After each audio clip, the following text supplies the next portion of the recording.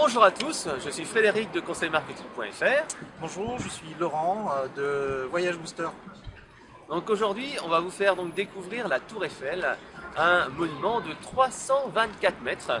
Mais on va pas trop parler de chiffres pour la Tour Eiffel, donc je sais que tu as préparé 39 outils pour générer du trafic, donc est-ce que tu peux nous en citer quelques-uns, Frédéric? En fait, c'est simple. Pour moi, il y a vraiment 39 outils pour générer du trafic sur Internet. Le premier, en fait, c'est le site institutionnel. C'est vraiment la présence indispensable à avoir. Donc un site qui présente l'entreprise, son activité, avec les contacts. C'est un site qui est plutôt statique, un site plaquette, où vous avez la possibilité de présenter donc votre gamme de produits, des témoignages clients, etc., etc. Ce site-là, il doit être optimisé pour le référencement naturel. Et en fait, c'est un petit peu votre image de marque. C'est là que vous allez définir votre charte graphique. Vous allez présenter donc l'ensemble de votre catalogue produit. C'est ça le numéro 1 et la chose indispensable à avoir. Ça sera votre carte de visite que vous aurez en fait sur Internet. Donc très bien référencé, qui doit même être mieux référencé que votre blog. Votre blog, ce temps-là, on le verra tout à l'heure, pour donc améliorer son fonctionnement et son trafic. Ça, c'est la première chose. Donc on a vu la première chose, quel est le deuxième conseil pour générer du trafic? Alors le deuxième conseil, qui est vraiment très important, c'est créer une base d'emails et envoyer des communications régulières par newsletter ou une chaîne de prospection et de fidélisation. En effet, on le sait, sur un site marchand, un site e-commerce, généralement, le taux de transformation, c'est 1 à 2% des visiteurs qui, en fait, deviennent clients. Donc, c'est super important de pouvoir générer une liste. Et générer une liste pour après communiquer régulièrement. Tout simplement parce qu'on a un certain nombre de personnes qui visitent un site et qui ne sont pas encore mûres pour acheter, en fait, le produit. Et ce qu'il faut, c'est tout simplement, en fait, leur donner les moyens de vous laisser leurs coordonnées et tout simplement, régulièrement, leur envoyer un message, une promotion, et on le verra qu'il y a un certain nombre d'outils qui permettront de faire cheminer la personne tout simplement d'un besoin, une envie vers l'acte d'achat. Et ça, en fait, on le fait en gardant la seule coordonnée fixe qu'on ait d'une personne, sur Internet en tout cas, c'est son adresse email. C'est vraiment le plus important. Donc il faudra mettre en place des outils pour capturer ces adresses email. On en parlera tout à l'heure, un livre blanc, ça peut être des vidéos, des clubs privés, etc., etc. Bref, très important, mettre en place un système de capture et mettre en place une newsletter régulière qui permettra de communiquer. Alors c'est pas obligé d'avoir en fait des actualités régulières pour envoyer une newsletter. Une newsletter peut être une actualité avec d'un côté des informations plutôt généralistes, des conseils, des informations sur le secteur, etc. Et puis à la fin, il peut y avoir quelques petites promotions de la semaine, des soldes, de l'anniversaire, etc., etc. Donc on mélange les deux et on alterne les messages, 100% promo, 100% plutôt informationnel, et on alterne bien entendu les différents formats. Donc, le petit numéro 2, c'était donc la newsletter et l'emailing. Donc si vous n'avez pas de newsletter, c'est le moment d'en avoir. Alors maintenant, je passe au conseil numéro 3.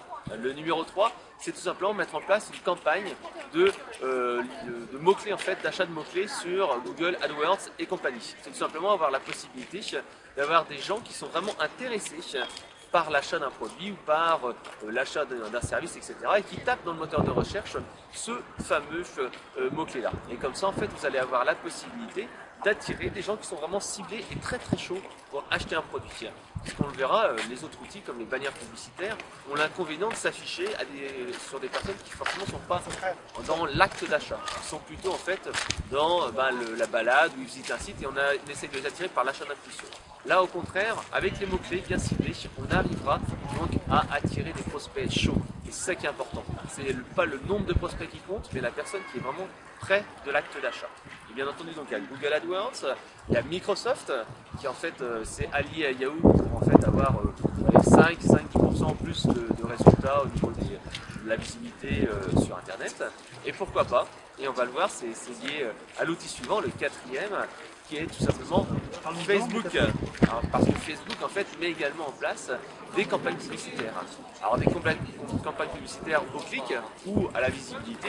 Et l'intérêt c'est qu'on arrive à cibler en fait par intérêt. On peut cibler les gens qui sont intéressés par le marketing, par le sport, etc. etc.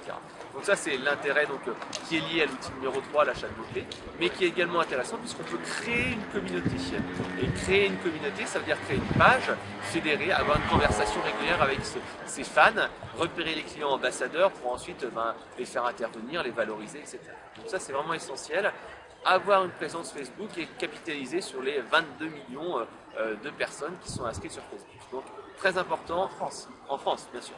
Donc la page, le profil pour vous, hein, à titre personnel, si c'est à titre personnel, et bien entendu les espaces de visibilité que sont les Facebook Ads en particulier. Après il y a d'autres outils qu'on verra tout à l'heure. Et le dernier, Le cinquième conseil pour aujourd'hui? Le cinquième conseil. Je pense que c'est du SEO ou Exactement. C'est en fait l'autre moyen de pouvoir générer du trafic sur le long terme. Puisqu'en fait, en achetant des mots-clés Google AdWords, ce que vous faites, c'est que vous allez en fait payer à chaque visiteur un clic.